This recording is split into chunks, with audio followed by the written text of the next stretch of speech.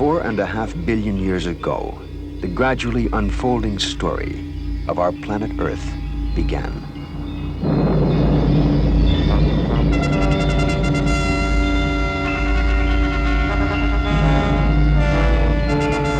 Great forces in conflict would shape and reshape the planet's surface. And after billions of years of labor, the Earth would be transformed into the world we know today. Steam from the cooling crust formed an enormous dark canopy of clouds. And for century upon century, the contours of the Earth were shaped by endless rain. In the erosive flow of time, the Earth's image is in constant change as sea levels fluctuate and continents take new form. Ours is an evolving Earth, and its history, always in a state of becoming, reveals ever new mysteries. A mystery left in the wake of the great ice ages. Strange cavities in the sea floor, called blue holes, subjects of superstition. They're said to be bottomless, the home of deep-sea monsters, and will ensnare any boat that ventures near. Now, Calypso and its divers will challenge superstition.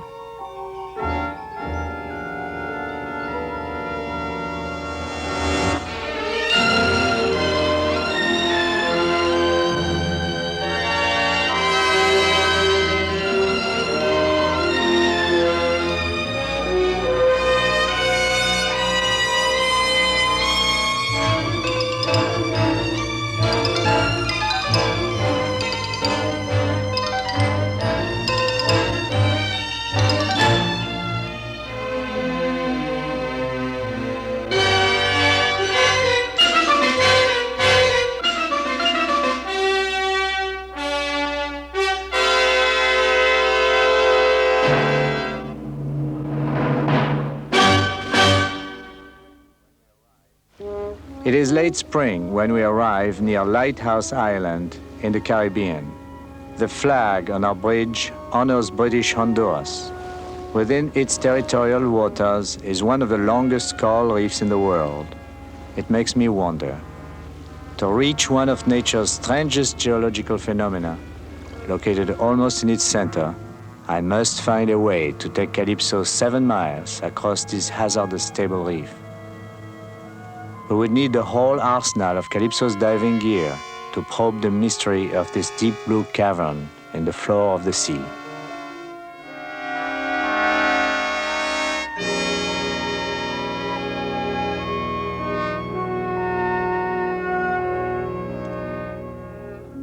Dr. Robert Dill, aboard the Calypso, discusses with Captain Cousteau the scientific need to explore the mysterious blue hole in Lighthouse Reef. Dill, a marine geologist, feels the exploration may make a substantial contribution to our knowledge of Earth history. I think this is probably our best area to study the changes of sea level that took place when water was taken from the ocean and piled up on the continents during the last ice age. And of course the water, as it came out of the ocean, it didn't come out all easily, come out as a straight line. It came out as a series of steps, and we should find evidence of those steps down inside the blue hole. So it may reveal things about the history of the ocean. Yes, and not only the oceans, but also the continents as well, because the water, in order to be lowered from the oceans, had to go up into ice to form the great ice sheets during the last glacial period. Divers are sent out to reconnoiter the shallow reef in the hope of finding a possible passage for Calypso.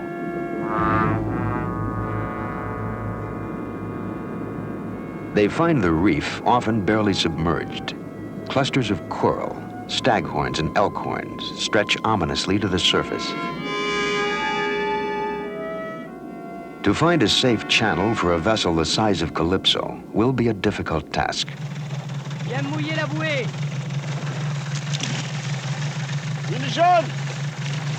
Albert Falco directs the placement of plastic marker buoys, yellow for the left side of the channel, red for the right. The men pick a winding corridor through the reef and report back its varying depths to the ship. Allô, Calypso, Calypso le Zodiac. Attention, top. Bouée 29, à bord. Distance 1,52 dans le 18,5. Deck officers Pima Don and Laval prepare a navigational chart of the channel Calypso will follow. Using the ship's radar, they accurately mark the location of each of the buoys.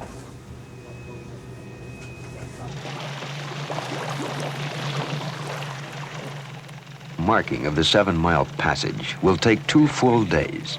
Before finishing, Falco's team will drop 32 buoys.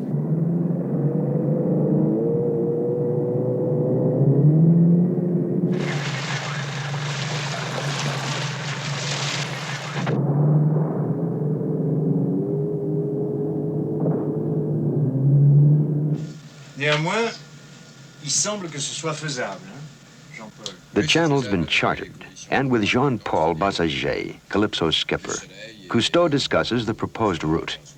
He is concerned that all possible dangers to Calypso have been anticipated and minimized. Vous avez prévu des amarrages solides au troubleur? Oui, on a 7 amarres. Alors, ce qu'on a prévu, c'est... Several hazardous obstructions are indicated along the way. Only with the greatest difficulty will they be able to maneuver among the coral heads at these points. But Cousteau decides they will chance it.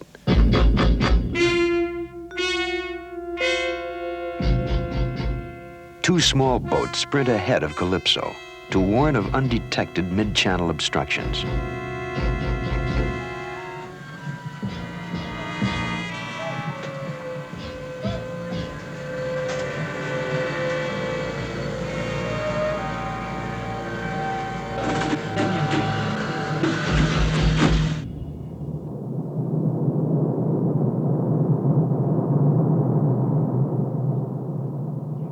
Cautiously, Calypso advances in the shallow water.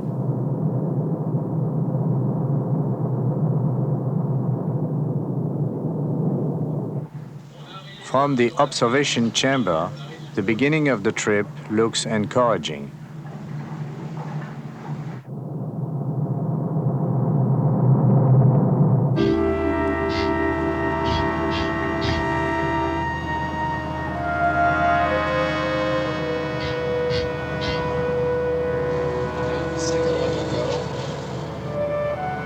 Two miles into the channel, as the first of the massive coral patches looms ahead, the water beneath us suddenly becomes increasingly shallow. 7 feet under the keel, then suddenly 5. Our echo sounder reads less than 4 feet of clearance as we pass over.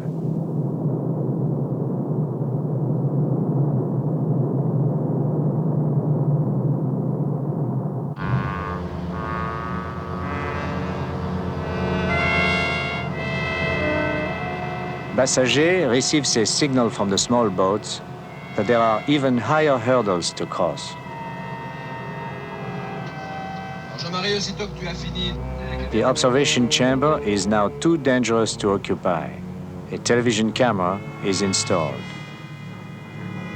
In case of sudden storm or other emergency, we have lighted buoys at critical turning points in the channel.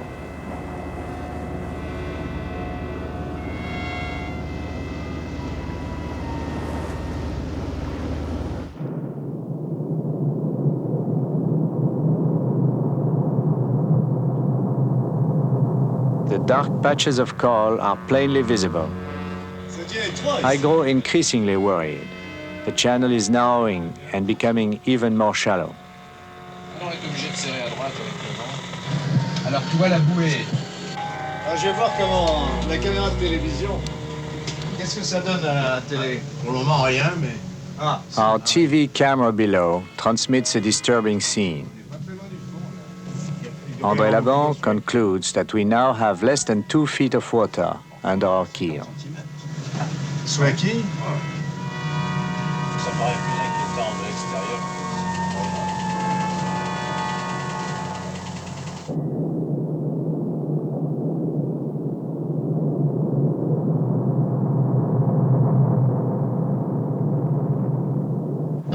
Ahead of us is one of the most difficult parts of the channel to maneuver. A yellow buoy marks the spot where we must execute a double turn to avoid a massive coral formation.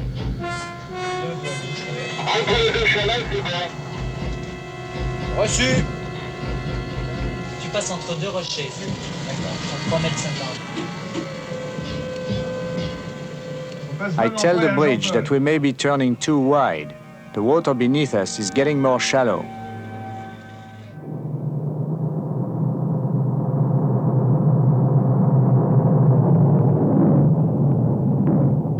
Enfin bon, voyons un peu plus. Non. The thing we feared most has happened. Fortunately, instead of wrecking Calypso's wooden hull on the sharp coral, we have come to rest on a sandy shore. A diver goes down to inspect for damage. All he finds is a little scraped paint. The task of backing the vessel off the shoal is begun. From a winch, a cable with an emergency anchor is run out behind the ship. Meanwhile, the launches return to take a position at the side of Calypso. Their job will be to gently rock the ship's hull toward the slope of the sandy reef.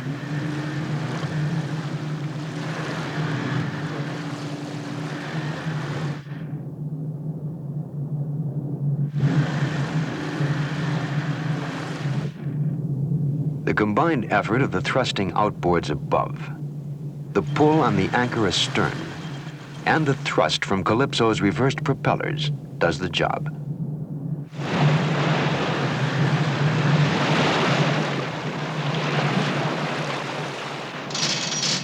Bassaget signals the engine room. They're on the way again. Calypso is now between buoys 6 and 5. They are very close to their destination. Oui, c'est la numéro 6 tribord. Alors, voilà, on est à peu près là. À travers numéro 5. Alors, il nous reste à peu près quoi, 10 minutes. Cousteau estimates that they will reach the hole in 20 minutes. Dans 20-25 minutes, on devrait arriver au fond. C'est sportif.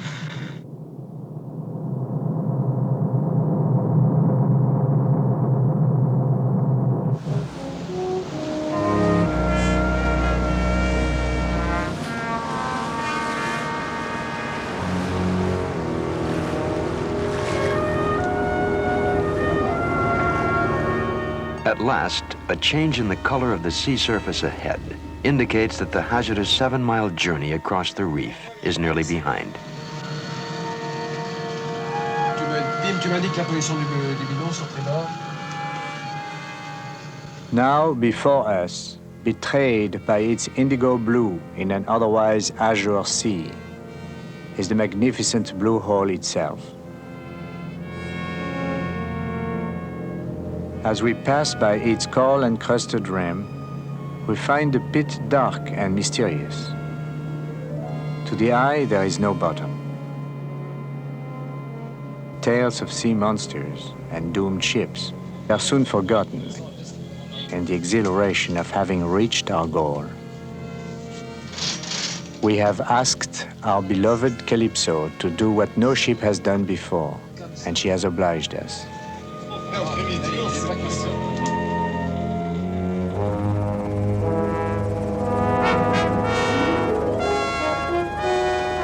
Now we would explore this beautiful basin and try to comprehend its depth.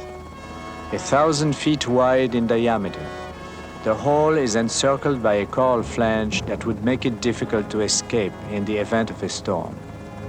Beauty and the beguiling invitation of the unknown have lured us. We hope they will not also entrap us.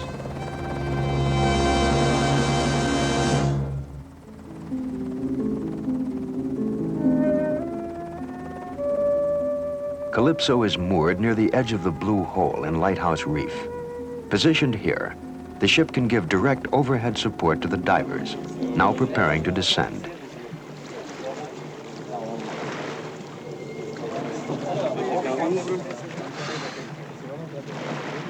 And I'll take the picture. And then we'll go over and We'll take a sample. Geologist Bob Dill will accompany the Calypso team below.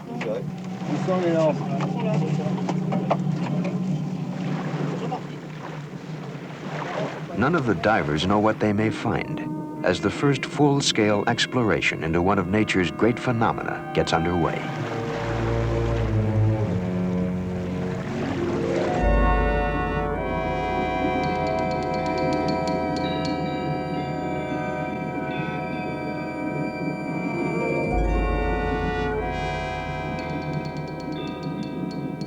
Just beneath the hole's coral-encrusted rim, the divers encounter a school of disinterested sharks.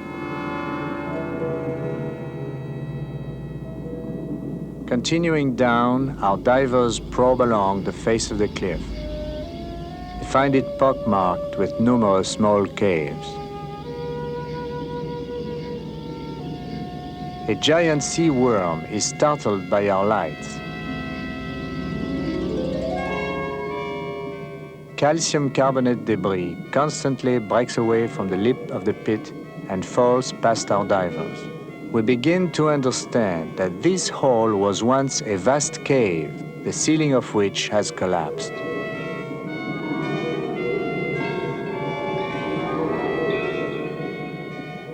At 120 feet, our lights catch a strange configuration under a ledge. Our divers move in to investigate. Unfolding before them is an awesome sight. They have discovered a natural undersea cathedral, a massive assemblage of archways with long suspended columns and shadowy alcoves. Bob Dill can barely contain his excitement, for he is seeing what no scientist has observed before. These formations are stalactites, but they are under the sea. It is conclusive proof that this former cave was once above sea level, since stalactites can form only in air. At the end of the ice ages, the rising seas had covered the once dry cave, and its ceiling collapsed to create the British Honduras blue hole.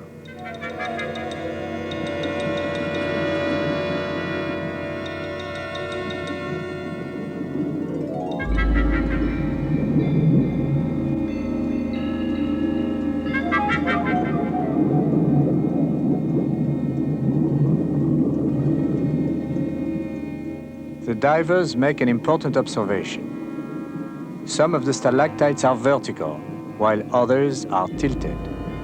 We are anxious to find out why.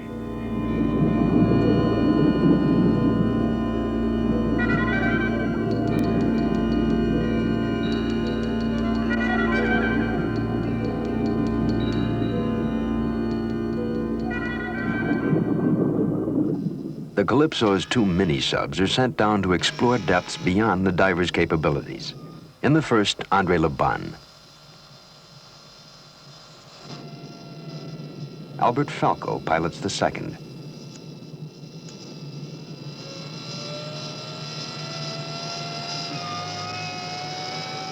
At 155 feet, Falco spots a strange ledge along the side of the hole. He maneuvers his mini-sub as close as possible to this strange formation, then alerts the Calypso Calypso, Calypso. Je vois and une continues his corniche très descent. bizarre. Je ne sais pas ce que c'est.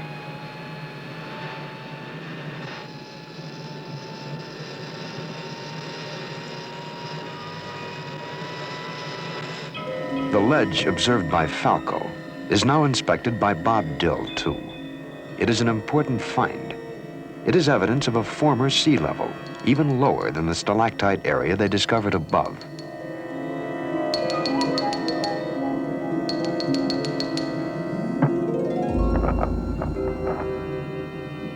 A persistent remora distracts the geologist. These so-called suckerfish usually attach themselves to sharks, and Dill almost wishes a shark would come by.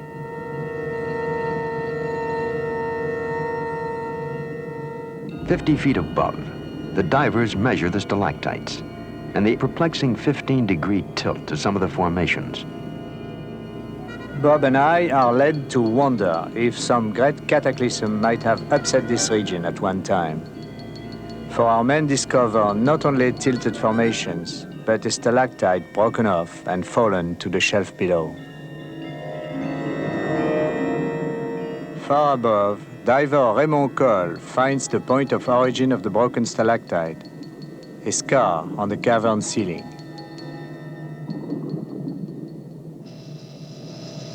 Meanwhile, Laban is filming Falco as our two mini-subs descend to the bottom. At 412 feet, they are at the bottom. They are cautious so as not to disturb centuries of dust and debris.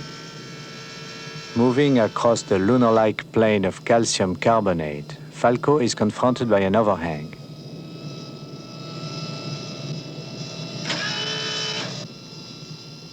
Here he finds evidence of small stalactites, indicating a sea level even lower than we found before.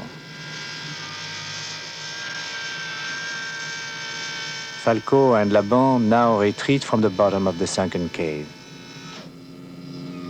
They have found no visible life here, not even a monster.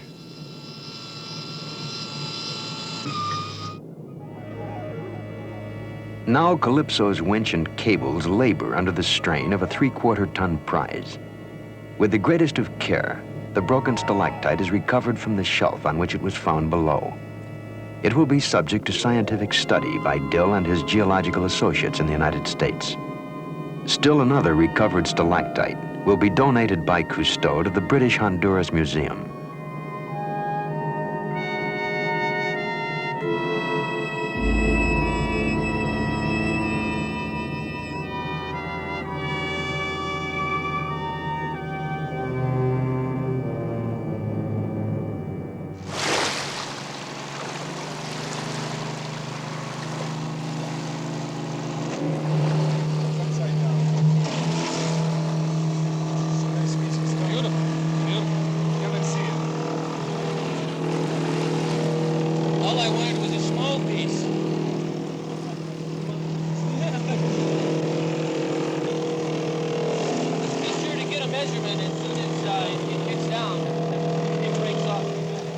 Cousteau and Bob Dill hope that inside this specimen may be found the answers to when the oceans rose and fell, and when great upheavals in the earth reshaped this region.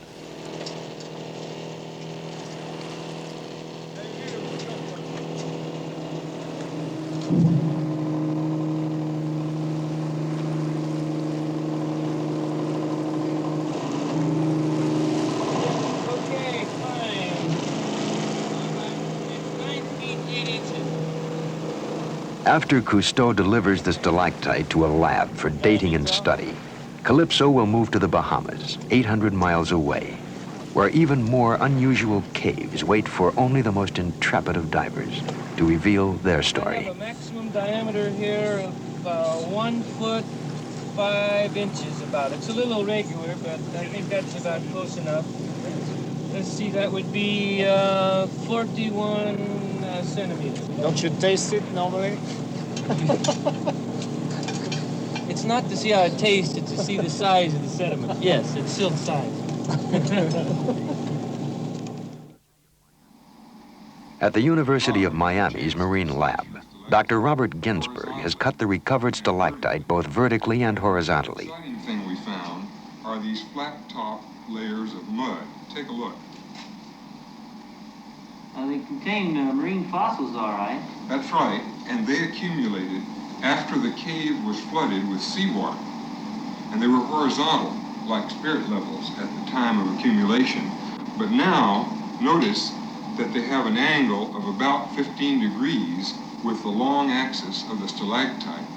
So the stalactite must have been tilted about 15 degrees before sea level flooded the cave and these layers were deposited. We also found the vertical stalactites as well. And we know that stalactites stopped forming approximately 12,000 years ago when sea level came back up. So we here have evidence of tipping and then a period of stability. Could you say that this tilt of the reef can be correlated to movements of the Earth crust? Yes, we're just north of the Cayman Trench, and this is a major break between South and North America. And it looks like we've had movement along the trench between the two continents, then a period of stability for at least the last 12,000 years. So our little piece of rock may be the key to better understanding the drift of the continents in this area. Yes, I think so. Off Andros Island in the Bahamas, there are more than 100 small openings in the ocean floor. From the air, they look like blue footprints on the reef. Their chain pattern is quite different from the single large cavern in British Honduras, and Cousteau wonders if these caves are connected. To find out, a diving party is off to conduct an experiment. The party is led by Albert Falco in the Calypso's new amphibuggy. Their destination, an inland blue hole. As they approach the shore, they are confronted by suddenly turbulent waters, immediate evidence of a blue hole. It is alive with treacherous currents, siphons, and backwash. Divers can descend into these pits only at slack tide. But the hole Falco's team seeks now is one on shore. The divers follow the equipment-laden amphibian to the inland hole, where the experiment will begin.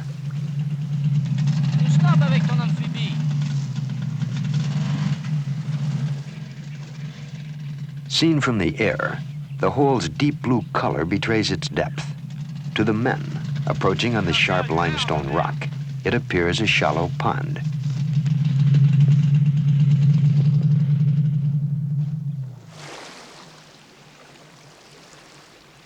It is slack tide now, as divers Raymond Cole and Louis Prezelin prepare to drop over the rim of the saltwater pit.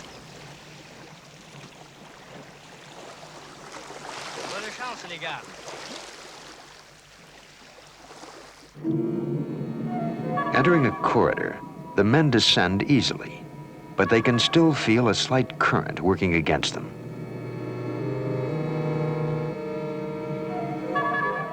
To learn more about the flow of water in this region, Raymond Cole installs a current meter to record the tidal flow over a 24-hour period. Now the experiment. Louis Prezelin releases a package of harmless green fluorescein dye. It is hoped that the current will carry it far through the cave, and if the blue holes are connected, out into the sea. On the surface, Falco awaits the diver's return. He also waits for the ebbing tide, for it is then that the currents may move the color seaward. We were eager to see if our experiment would prove connection between these underwater caves. From the inland hole to the nearest hole offshore is about 700 feet. At this offshore hole, we had stationed a launch. It would enable us to detect, as soon as possible, any sign of emerging green dye that would prove the underground connection of the Bahama blue holes.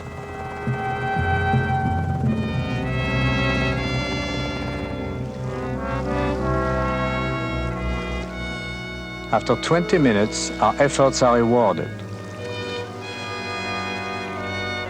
Our experiment has established that the holes are interconnected.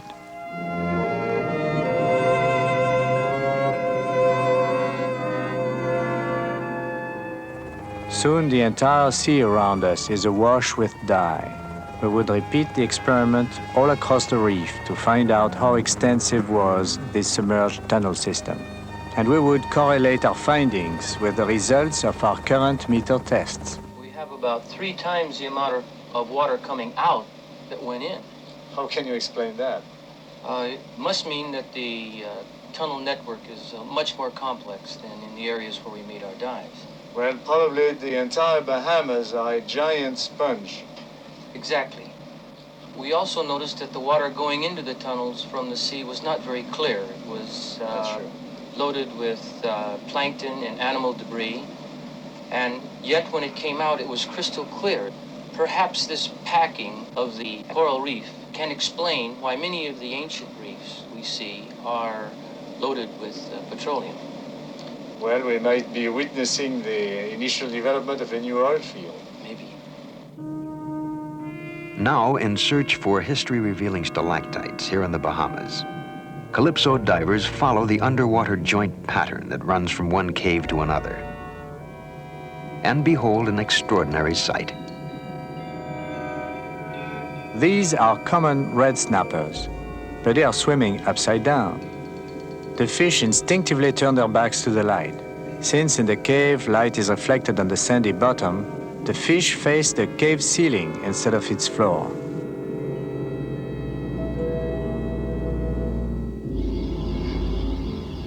In spite of our artificial light, this confused angelfish continues to do the same.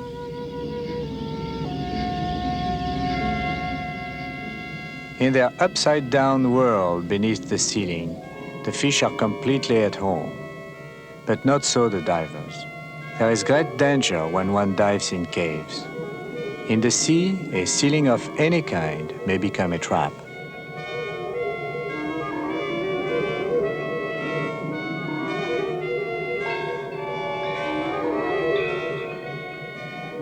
Our divers enter a confining corridor resembling a catacomb. Tunnels intersect other tunnels. It's an underwater maze.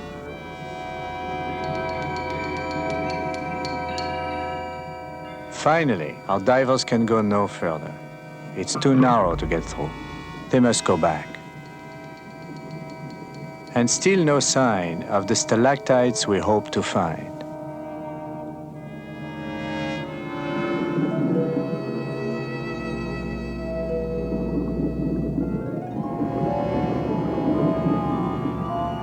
As the divers return, the bubbles of their air tanks, penetrating through the porous limestone ceiling to the floor of the reef above, will graphically mark their way.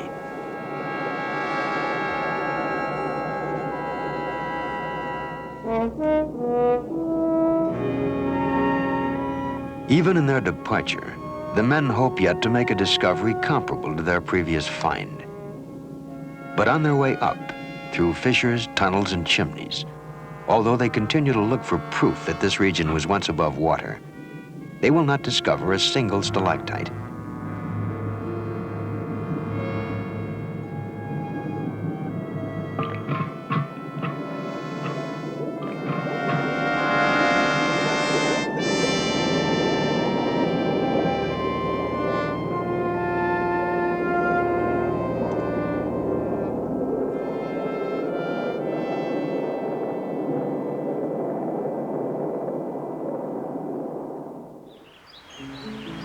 In the Bahamas, Philippe Cousteau encounters Dr. Robert Benjamin, a diver long fascinated by the blue holes.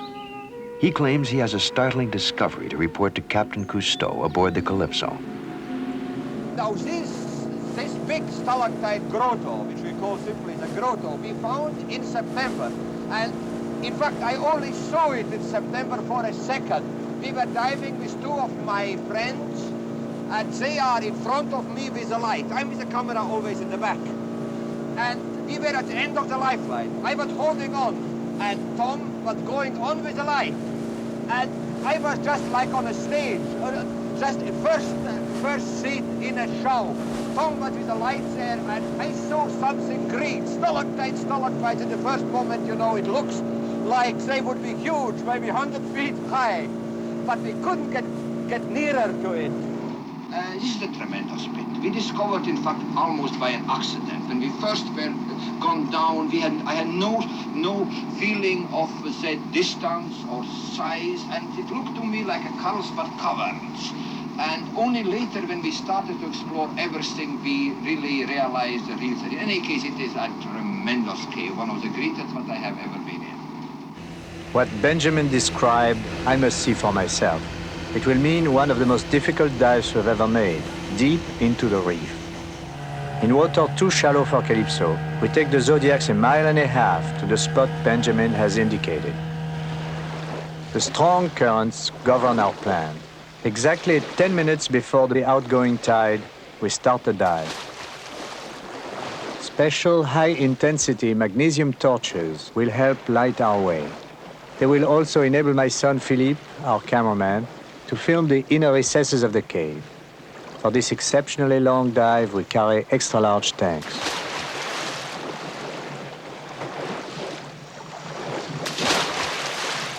My experiences in cave diving have left memories of danger, fear, near tragedy.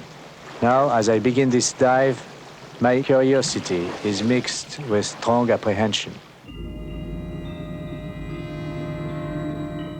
We creep into the narrow opening that leads into the castle. It is like being swallowed by a giant, gaping clam.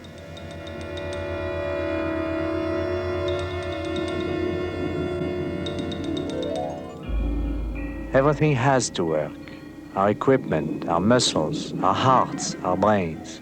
With no open water above our heads, we are sentenced to success.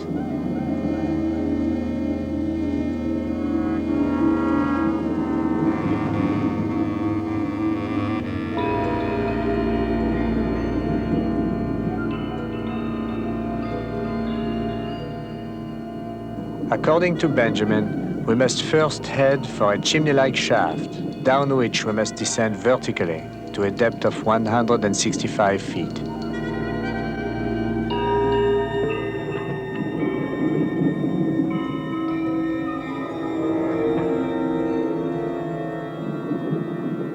Down into the realm of nitrogen narcosis, the rapture of the deep, which befuddles the mind.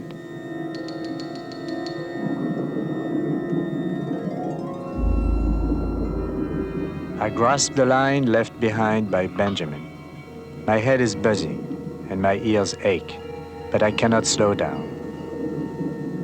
As I sink further into the abyss, some words of Emerson run through my mind.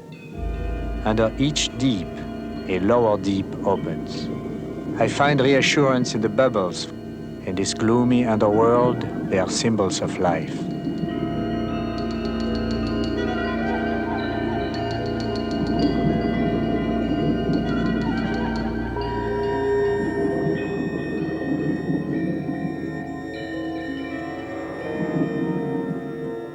While we wait at the bottom of the chimney, François Dorado goes to light the long tunnel that lies ahead of us.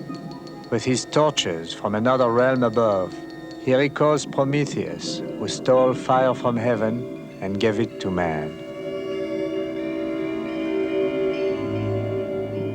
He mixes fire and water to bring the light of knowledge and the warmth of wisdom to a dark, forbidding world, until now undisturbed by thought.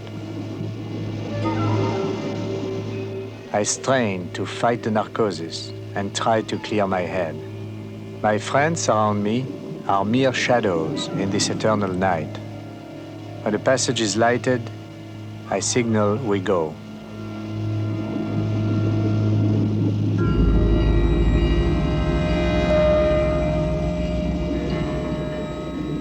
At this depth of 165 feet, we have but 8 minutes to swim 800 feet horizontally.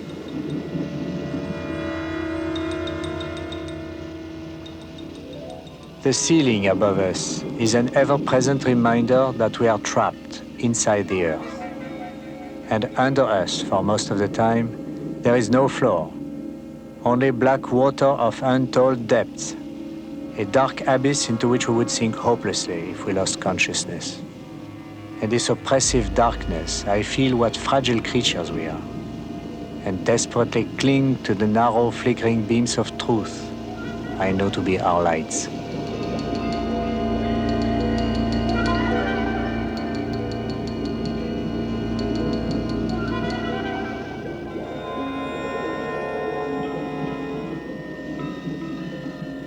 In my confused brain, I feel we have entered Inferno, and the gates are about to close in upon us.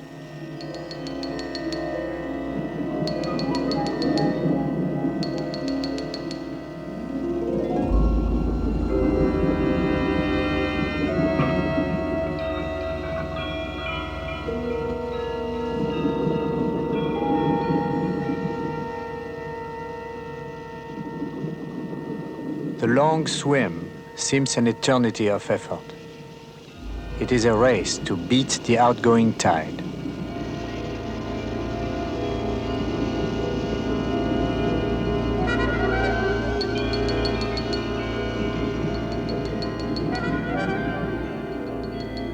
Suddenly, the walls have moved apart, and I know the term of our exhausting journey is near.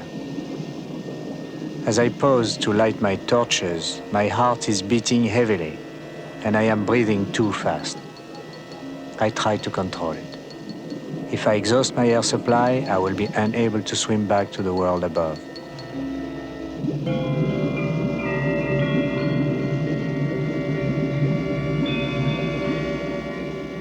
Now before us, the grotto.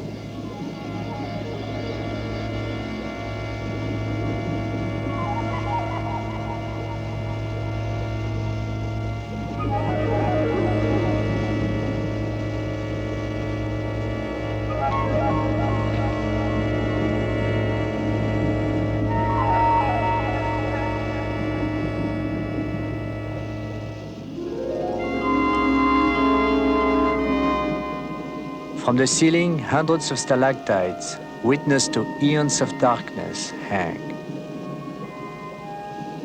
And from below, stalagmites reach up in an effort to join them. We are bedazzled by the sight and haunted by the sound of strange echoes as the rumble of our torches fills the cave.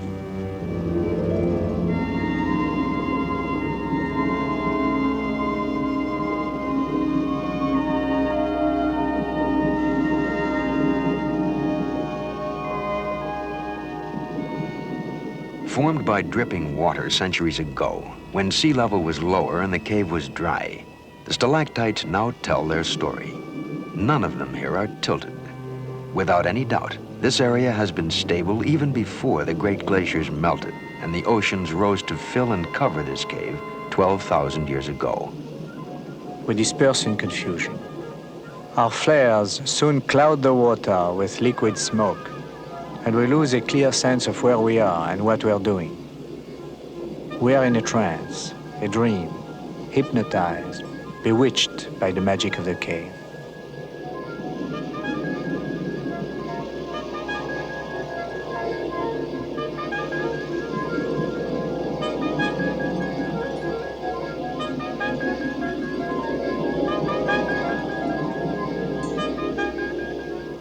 Sediment, disturbed from the bottom, begins to drift upward, blurring our vision. Suddenly, the spell is broken. I become anxious. We must be able now to find our way back, and no one must be left behind.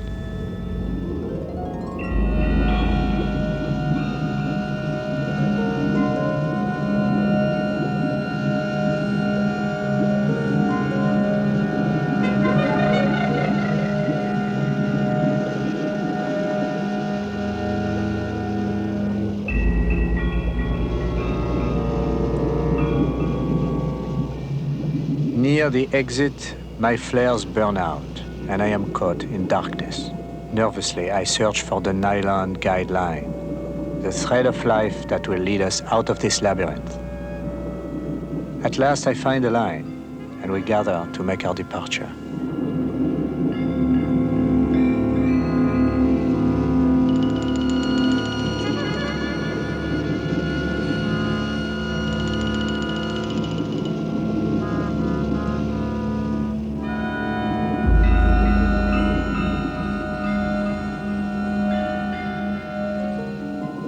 Raymond Cole takes back a rare specimen for laboratory analysis, a gorgonian, which in this dark tunnel obtains its solar energy by feeding on plankton brought in by the currents.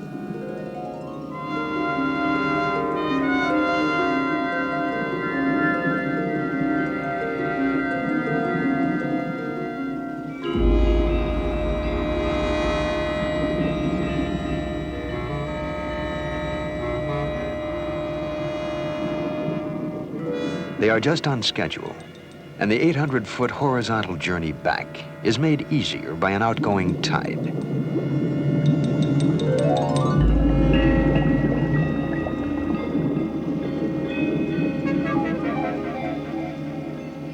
Ahead of us is the winding shaft that will take us 165 feet up to the surface.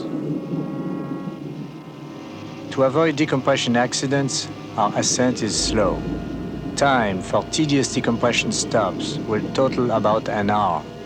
We divers have an expression: you pay for your trip on your way out.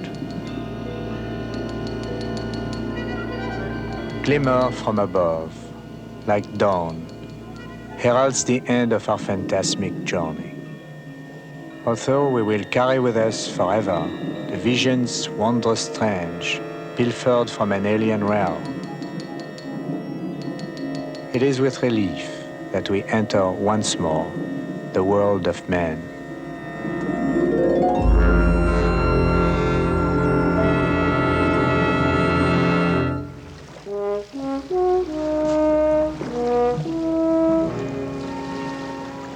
We are all back and safe, tired but exhilarated. Benjamin's cave was everything he described, and we have had one of our most challenging ventures.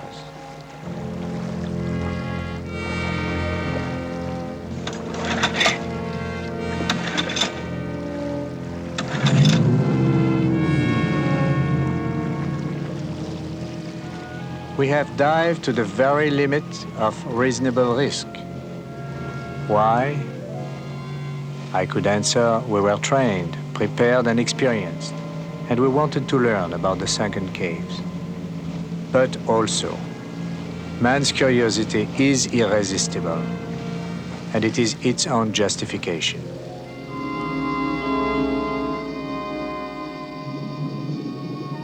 In the future, our equipment will be perfected, new diving techniques devised that will help us delve even deeper into our Earth's past.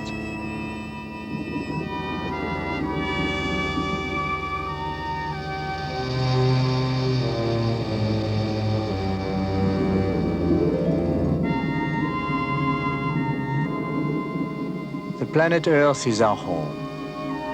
We need to become familiar with this estate we have inherited and explore it from attic to basement.